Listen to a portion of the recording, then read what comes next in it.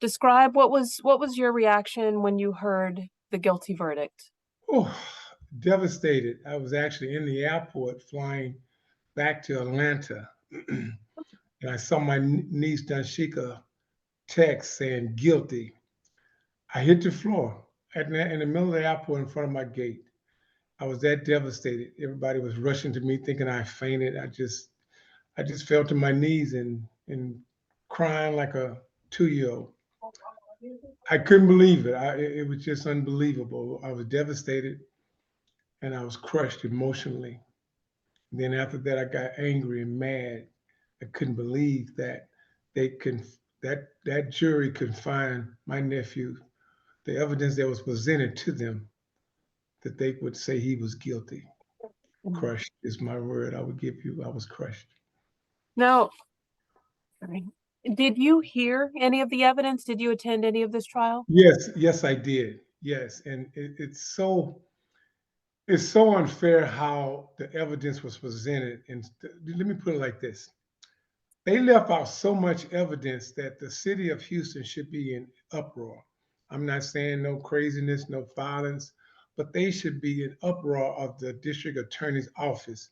They left out so much evidence. And like I've always said, present the evidence to the jury. Allow them to see all the evidence from both sides, and then you make a verdict. But that wasn't allowed. They kept out evidence that hopefully we have time to get into it. I mean, it was so much of the testimony, and one of the ones that it was a testimony from somebody, some video that we had concerning another potential uh, a person who that could have done this, but yet they didn't allow the evidence. And you know what the judge said? We Well, can't present that because it wouldn't be fair to the prosecution. It would be too much for them. Too much for a potential murderer? You wouldn't allow that type of video evidence in? The video shows some things that was going on with this individual that would give him cause, and he lived in the house as well, back and forth. And so it would give you cause to say, let's at least investigate. They would not allow that type of evidence in, and the judge to say, oh no, that wouldn't be fair to the prosecution side. now Really? is this a relative? Yes. Okay. Is it Yes. is it the defense talked a lot about Josh. Is it Well, it Josh? was. It was video of Josh saying what he tried to do, burning down the house, things. It was on video, but they wouldn't allow that into the trial. If nothing else, presented to the prosecution side so they can go investigate because they were so fixed on AJ that they couldn't see anything else. And when you go through one trial, you lose. You go through the second one, you lose. Now all of a sudden you go to the third, and your job is at stake. You lose this. So you're gonna do everything in your power, illegal as well, to keep your job. Some people. I'm not accusing her, but it was a lot that was done wrong, and it wasn't fair. And when you on your third chance, you get desperate, and they did some illegal, unethical. That's the word I'm gonna use. They did some unethical stuff. The prosecution and the judge not allowing a lot of the evidence in. I mean, the video, the Maxine Adams testimony. I mean, her and her husband was partners with Antonio. Her husband, Antonio, was in partners. They was in business together. They claimed that they had a prostitution ring. But both of these young men ended up dead within 2 years. But they didn't allow that to be presented.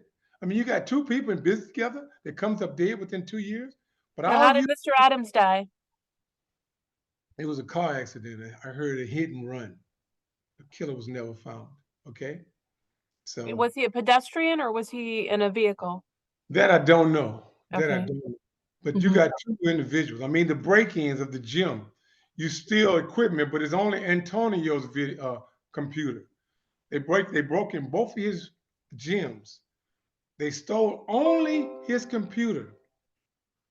Other stuff is in there to be sold if you're in there just trying to steal things to make money. You have computers, you have copy machines, but you only take Antonio's computers in both offices. You only take his.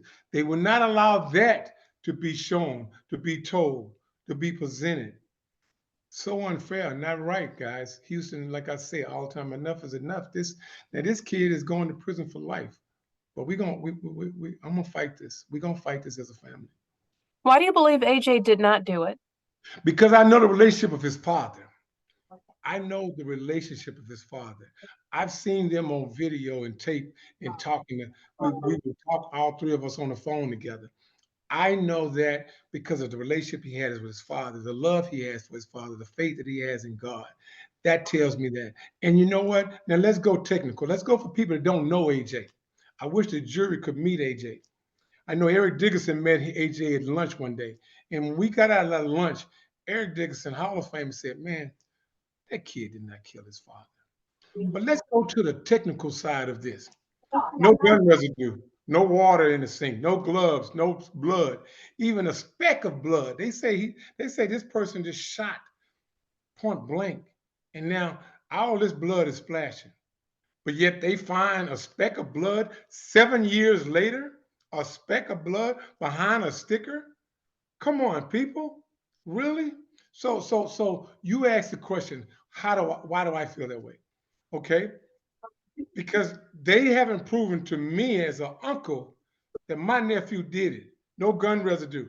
Okay, it's almost impossible to shoot a gun when and not get residue. No gloves, no water in the sinks, no blood other than that little one speck. It's just so much tells me no, he could not have done this. And then I, so I have reason to look at all these facts and say, okay, you have not proven to me as an uncle that my nephew did this, and you should prove it to the jury. Now, I have a big advantage. I know AJ. I know in his heart he could not kill his father and mother. What do you make of the bullet that was found in the floor in his bedroom, and the killer using Antonio Sr.'s gun and leaving the gun inside the house? It's things that don't add up. But I mean, he's 16 years old. He's 16 years old, experimenting with guns. I know I did when I was a kid, and we had a gun that all of us used to play with. So in my mind, because of my past history, I done it. I played with it. I shot it when my parents didn't know about it. And did I kill my parents? No. So to answer your question, as a 16-year-old, you experiment with different things. That justify right there. You just experiment. You're just playing. Just like the lies that they said he told. What lie? What 16, 15, 16-year-old kid doesn't do that? The things that they brought to as evidence, that happens a lot. You ask 100% of the people in this world, and I guarantee I want to think at least 85% gonna say, yeah, I've lied to my parents. 100% will say they lied to their parents. And you said you believe the prosecutors did some things that were unethical. What are some of those things? Well, starting off, when the night that he was accused and they was locked up, they wouldn't allow his attorney to talk, to be part of this. You can't. He's 16 years old. He's a juvenile, but they did not allow his attorney to sit with him in the midst of the questioning. That's wrong.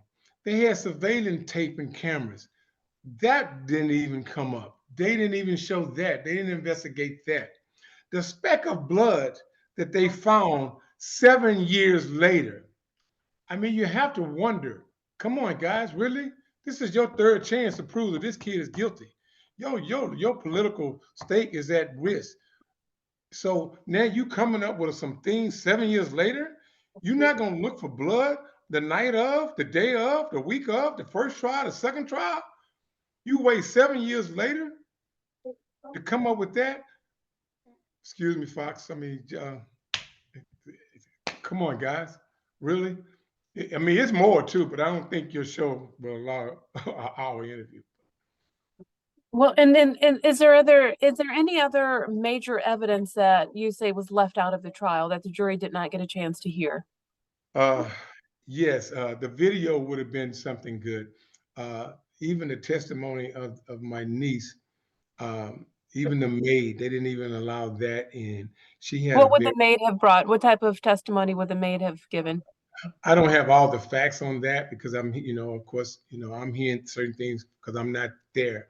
But the maid had evidence she knew the gun had been moved. She knew the gun was in a different place. She knew some things that was going on prior to that week. Oh, somebody showed up at the house. Somebody showed up at the house that they didn't have a clue who he was and was banging on the door. She has evidence like that of different people coming back and forth conversation that she heard Antonio having with people that seemed to be after him.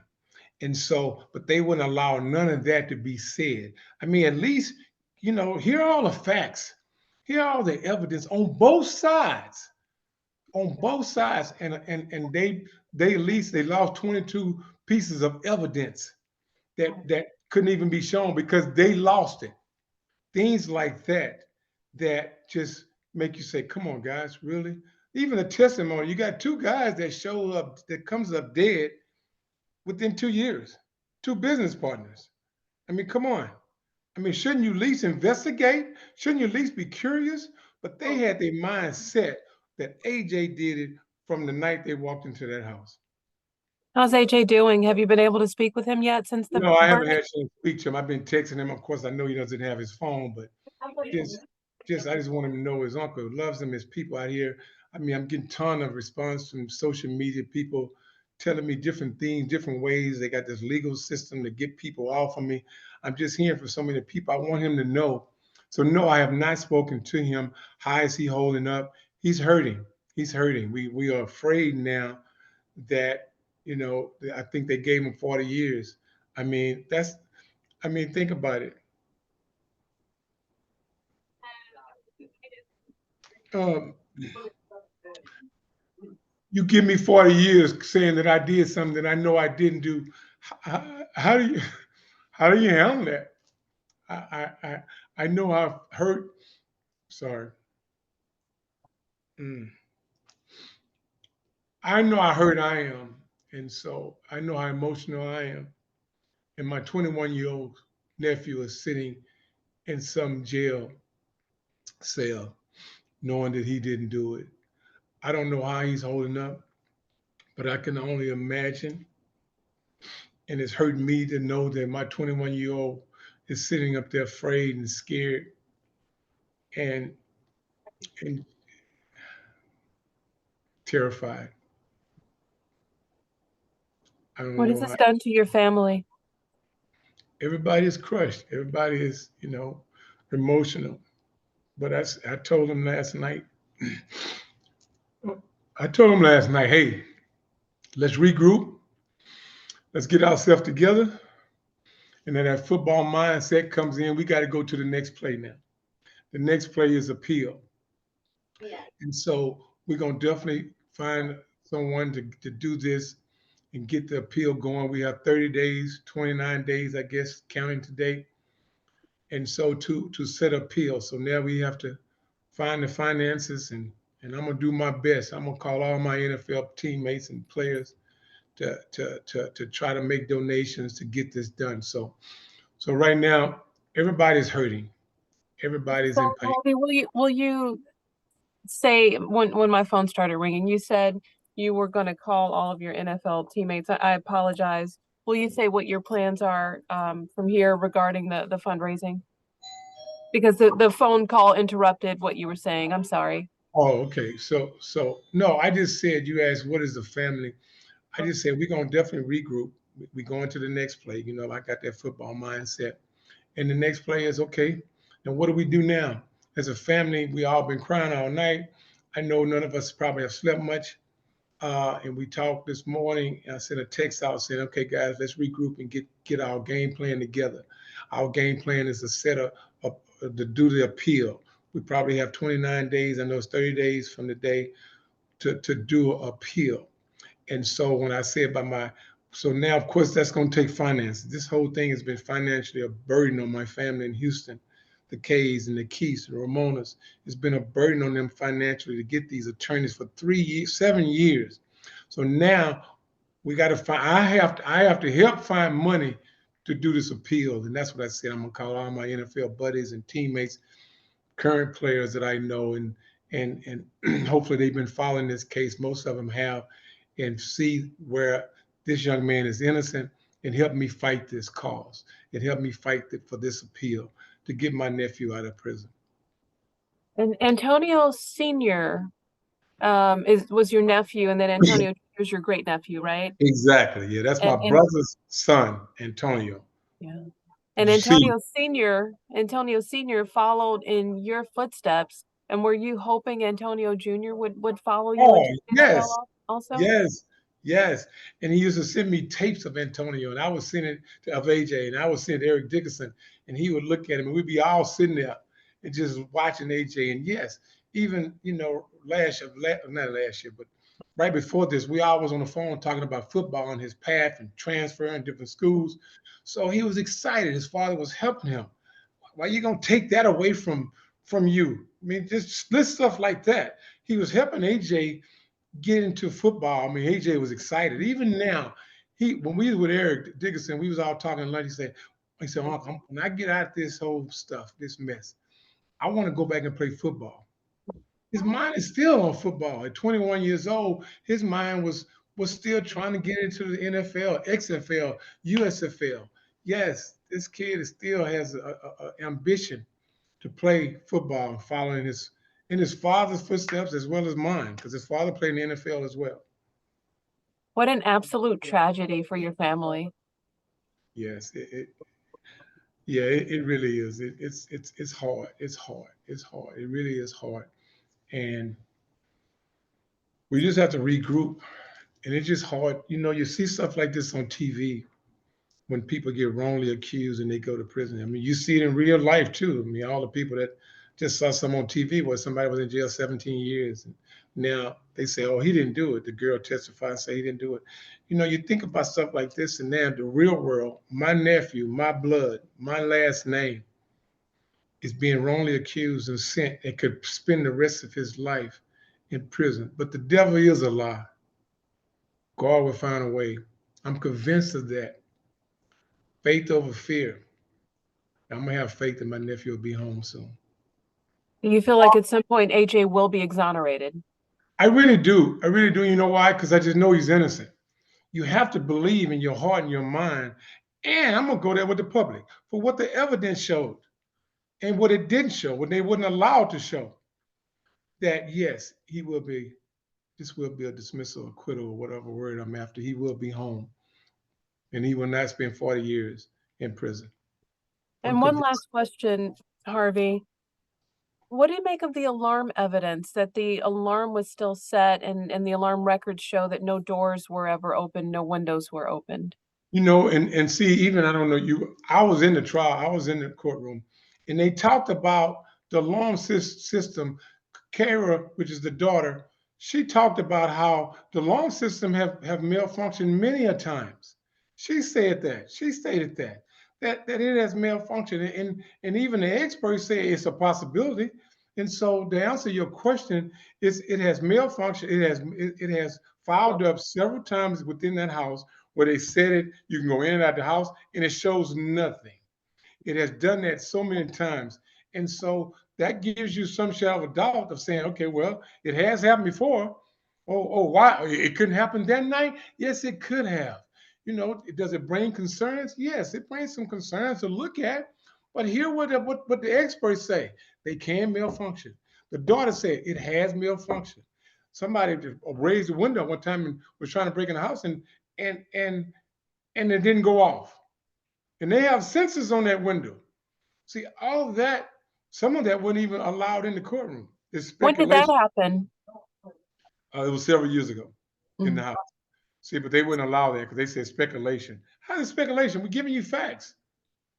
So, and it just, I guess the daughter's not credible. The grandmother wasn't credible. I mean, so that's how I would explain the alarm system. It has happened before within that household and with that alarm system. And the experts as well. They had one expert say, "No way possible." She's a lie. We all know that it has happened in my home, but the alarm system didn't go off. I had to bring AT&T out here anyway. That's That's my answer to you is it could happen that way. It And has happened.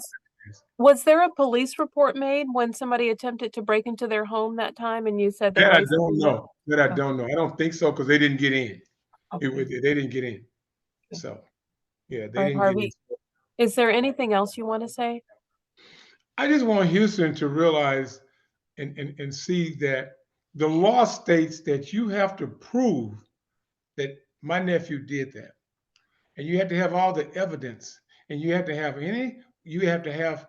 you can't have any shadow of a doubt. Any doubt that creeps up in a juror's mind, it's not guilty. And for three jurors, four maybe showed up after that. And I hope you hear this, Houston.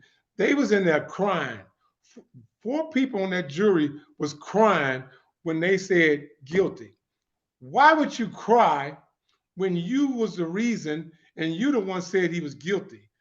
They was in there crying uncontrollable the day that they said my nephew was guilty. They the one said, why? Houston, come on. We need to fight this and you need to help us fight this. Not because you're not an Armstrong, you're not related to the family. It's because some things wasn't done right. And we should not allow the DA and the prosecution to get away with this. And I'm not saying do nothing crazy. I'm saying pray for my family and just let's fight this in a very respectful Christian manner of making sure we do an appeal and making sure it doesn't happen to your kid, your nephew, your cousin. What do you make of the tears? What do you make of the jurors crying? What do you think that says? I feel like, and I really feel, and I've heard this from several people this morning, sometimes you go into that back room to deliberate and you think he's innocent. But the other 8 or 7 or 6 feel that he's guilty. So they convinced, this is what I think, and this is what I've been told, you know, that someone in there, the foreman or somebody else, and I saw 2 of them that their mind was already made up. That's my speculation, but I could see that. So I just feel like they convinced him, come on, guy, let's get out of here. We're gonna be here all day. We're gonna be here another night. I'm ready to go home. After 2 weeks of dealing with this, I want to watch TV. They convinced him, and they convinced him verbally that he's guilty. Let's do guilty.